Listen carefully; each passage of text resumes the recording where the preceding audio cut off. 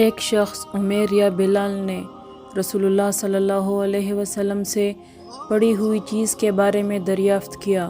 آپ نے فرمایا اس کی بندن پہچان لے، یا فرمایا کہ اس کا برتن اور تیلی پہچان لے، پھر 1 سال تک اس کی شناخت کا اعلان کراؤ، پھر اس کا مالک نہ ملے تو اس سے فائدہ اٹھاؤ، اور اگر اس کا مالک آ جائے تو اسے سونپ دو۔ اس نے پوچھا کہ اچھا گم شدہ اونٹ کے بارے میں کیا حکم ہے؟ آپ کو اس قدر غصہ آ گیا کہ رخسار مبارک سرخ ہو گئے، یا راوی نے یہ کہا کہ آپ کا چہرہ سرخ ہو گیا۔ یہ سن کر آپ صلی اللہ علیہ وسلم نے فرمایا تجھے اونٹ سے کیا واسطہ؟ اس کے ساتھ خود اس کی مشق ہے اور اس کے پاؤں کے سم ہے، وہ خود پانی پر پہنچے گا اور خود پی لے گا اور خود درخت پر چرے گا، لہٰذا اسے چھوڑ دو یہاں تک کہ اس کا مالک مل جائے۔ اس نے کہا کہ اچھا گم شدہ بکری کے بارے میں کیا ارشاد ہے؟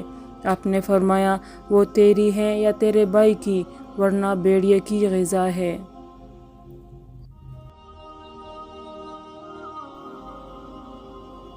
نبی صلی اللہ علیہ وسلم ایک مرتبہ عید کے موقع پر مردوں کی صفوں میں سے نکلے اور آپ کے ساتھ بلال رضی اللہ عنہ تھے۔